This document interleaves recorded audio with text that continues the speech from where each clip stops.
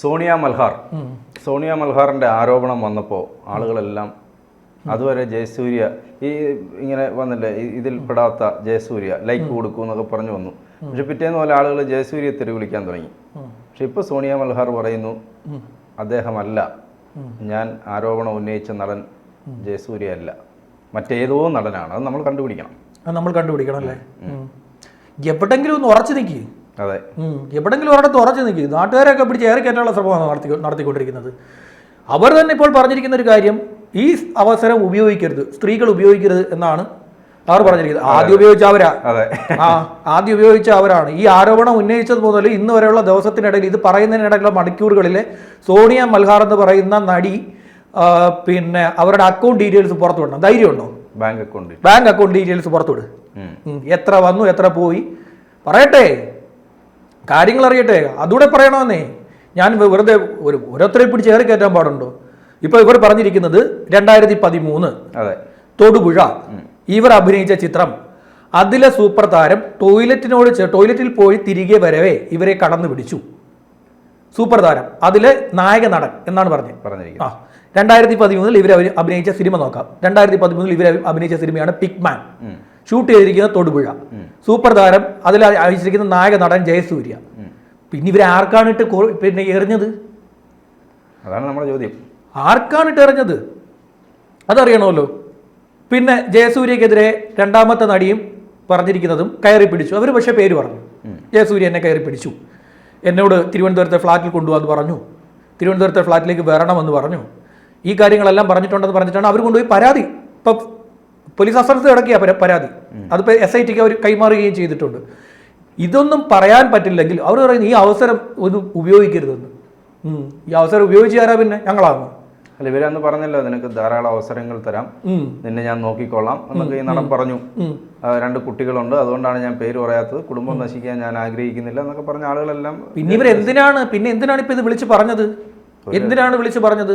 നാട്ടുകാരല്ലേ അവസരം മുതലാക്കുന്ന ആരാ? അപ്പം എൻ്റെ വെളിപ്പെടുത്തൽ കാരണം പല ആർട്ടിസ്റ്റുകളുടെയും സൂപ്പർ താരങ്ങളുടെയും പേരുകൾ സമൂഹ മാധ്യമങ്ങളിലൂടെ ഉയർന്നു കേട്ടു. ലാലേട്ടൻ, ദുൽഖർ സൽമാൻ, ജയസൂര്യ അടക്കം പലരുടെയും പേരുകൾ പറഞ്ഞു. അതൊക്കെ കേൾക്കുമ്പോൾ ഭയങ്കര വിഷമമുണ്ട്. വിഷമിക്കണം കേട്ടോ.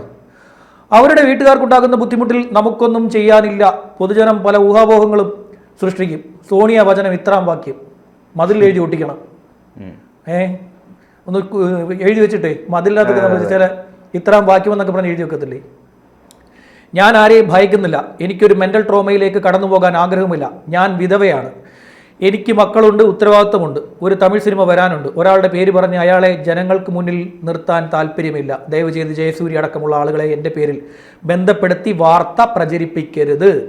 എൻ്റെ വെളിപ്പെടുത്തലിൽ ഏതെങ്കിലും നടന് ബുദ്ധിമുട്ടുണ്ടായിട്ടുണ്ടെങ്കിൽ അവർ പരാതി കൊടുക്കുക. അപ്പോൾ അതിന് മറുപടി ഞാൻ നൽകാം.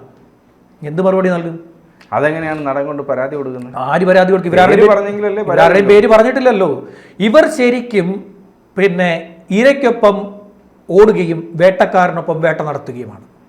ഇവർ ഇപ്പോൾ ഈ കാണിച്ചിരിക്കുന്ന പരിപാടി കാരണം ഈ ഒരു ആരോപണം ഉന്നയിക്കുന്നു. ആ ആരോപണത്തിൽ ആരാണ് എന്ന് പറയാതെ, എന്നാൽ കൃത്യമായി പറയുന്ന രീതിയിൽ പിന്നെ ഇന്ന ആളെന്ന തരത്തിൽ തന്നെ ഒരു സാധനം എടുത്ത് ഫ്രണ്ടിലോട്ടിട്ട് കൊടുത്തു. എന്നിട്ട് അവർ 2 ദിവസം വെയിറ്റ് ചെയ്ത ശേഷം 2 ദിവസം എന്താ അവർ പറയാഞ്ഞേ? ഇവർ പറഞ്ഞതിന്റെ തൊട്ട് പിന്നാലെ തന്നെ കഥ വന്നല്ലോ ജയസൂര്യാണെന്ന്. അന്നേരം ഒന്നും ഇവർ അറിഞ്ഞില്ലേ? ഇത്രയും ആ സമയത്ത് അവർ നിഷേധിക്കണമായിരുന്നു. ആ മണിക്കൂറുകളിലൊന്നും ഇതുവരെ അറിഞ്ഞില്ലേ ഇതാണെന്ന്? ഇത്രയും മണിക്കൂറുകൾ വെയിറ്റ് ചെയ്തതിന് ശേഷം അവർ മറുപടി പറഞ്ഞു. അത് സംശയാസ്പദമാണ്.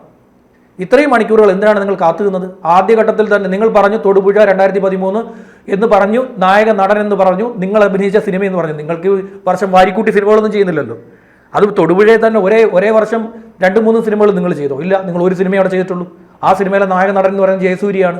അതുകൊണ്ട് ജയസൂര്യ എന്നുള്ള പേര് തന്നെ ആദ്യഘട്ടത്തിൽ തന്നെ ഉയർന്നു വന്നു. എന്തുകൊണ്ട് ആദ്യഘട്ടത്തിൽ നിങ്ങൾ ഈ പറഞ്ഞില്ല, ഇത് പറഞ്ഞില്ല? ഇത്രയും മണിക്കൂറുകൾ എന്തിന് വെയിറ്റ് ചെയ്തു? അപ്പോൾ നിങ്ങളാണ് ഇതിനെ എടുത്ത് ഉപയോഗിക്കാൻ ശ്രമിക്കുന്നത്. നിങ്ങൾ ഇതിനെ ഈ ഒരു സാഹചര്യത്തെ ചൂഷണം ചെയ്യാൻ ശ്രമിക്കുകയാണ് എന്ന് നമ്മൾ അങ്ങോട്ട് പറയുന്നു. നിങ്ങൾ കാരണം കൂടുതൽ ഇരകൾക്ക് വെളിച്ചത്ത് വരാൻ പറ്റാത്ത അവസ്ഥയുണ്ടാകും. കാരണം വെളിച്ചത്ത് വരുന്ന ഇരകളൊക്കെ സംശയത്തിന്റെ നിഴലിലാകുമെന്ന ഒരു സാഹചര്യമാണ് നിങ്ങൾ ഉണ്ടാക്കി വെച്ചിരിക്കുന്നത്. ഈ സ്ത്രീകൾക്ക്, ഇരകളായിട്ടുള്ള സ്ത്രീകൾക്ക് നേരെ ഒരു 2 തല മൂർച്ചയുള്ള വാളാണ് നിങ്ങൾ തലയ്ക്ക് മുകളിൽ ഇപ്പോൾ എടുത്ത് തൂക്കിയിരിക്കുന്നത്. നിങ്ങളാണ് ഇങ്ങനെയുള്ള കാര്യങ്ങൾ ചെയ്യാൻ പാടില്ലാത്തത്. ഞാൻ അന്നും പറഞ്ഞു, ഇവർ ആരോപണം ഉന്നയിക്കുമ്പോൾ എന്താണ് ആരോപണം ഉന്നയിക്കുന്നത്? ഒന്നുകിൽ ആരോപണം ഉന്നയിക്കണം, അതിൽ പേര് പറയണം.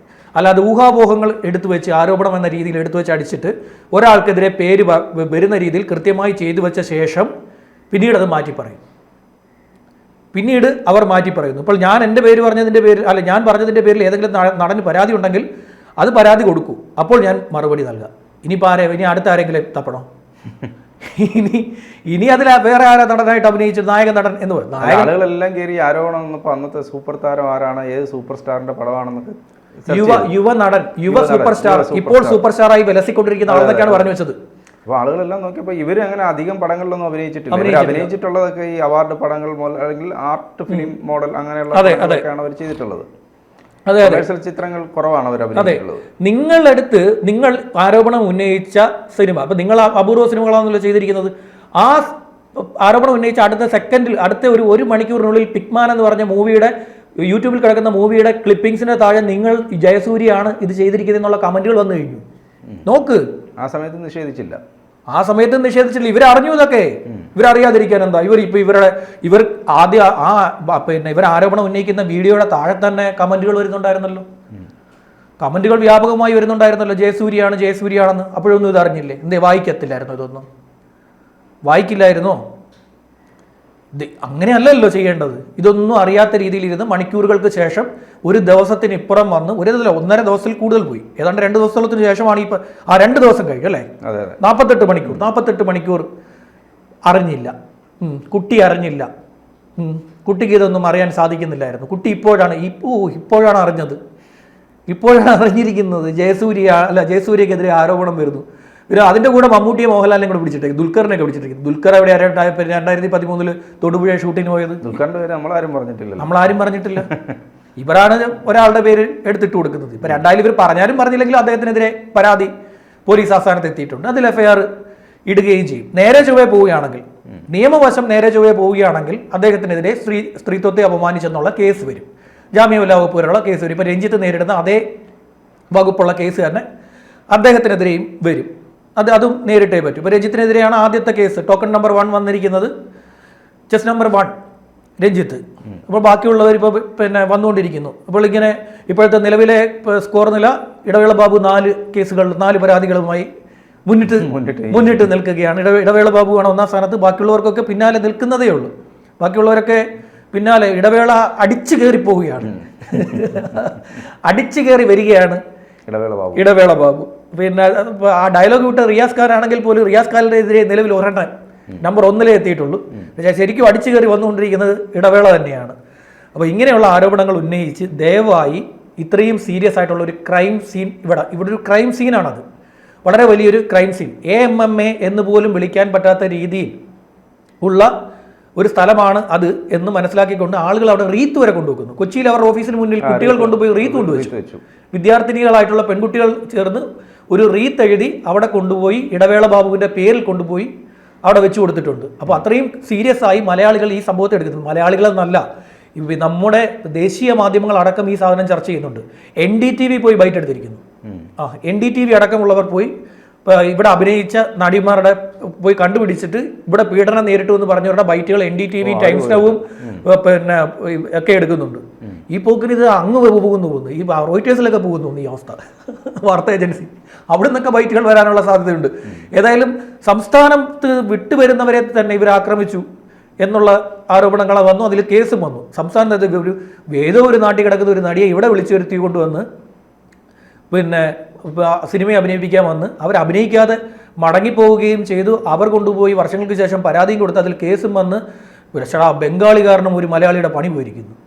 അഭിമാനിക്കും, നിങ്ങൾ അഭിമാനിക്കണം എല്ലാവരും. അങ്ങനെയുള്ള പ്രശ്നങ്ങൾ നടക്കുമ്പോൾ ഇങ്ങനെയുള്ള ഇല്ലാത്ത കാര്യങ്ങളാണെങ്കിൽ അത് ആദ്യമേ ഇപ്പോഴെങ്കിലും നിങ്ങൾ പറയണം ഇത് ആരാണെന്ന്. ഈ ഘട്ടത്തിലെങ്കിലും നിങ്ങൾ പറയണം. നിങ്ങൾക്ക് ഈ നടന്നുകൊണ്ടിരിക്കുന്ന സംഭവങ്ങളിൽ നിങ്ങൾ ഇരകൾക്കൊപ്പമാണ് നിൽക്കുന്നത്, നിങ്ങൾ ആ ട്രോമ അനുഭവിച്ചിട്ടുണ്ടെങ്കിൽ ഈ ഘട്ടത്തിലെങ്കിലും നിങ്ങൾ ഈ പേര് പറയണം എന്ന് പറഞ്ഞുകൊണ്ട് നമുക്ക് അവസാനിപ്പിക്കാം.